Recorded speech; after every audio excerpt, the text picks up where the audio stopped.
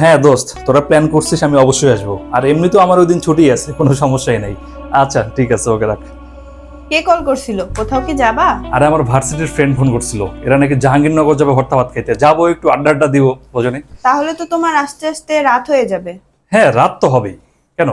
না, আমি ভাবছিলাম আজকে একটু তোমার সাথে বাইরে বের হব। না না, আজকে হবে না, অন্য একদিন যাবো, ঠিক আছে? এই সময় গেটটা লাগাই দাও তো। আজকে কোথায় যাচ্ছ? কেন?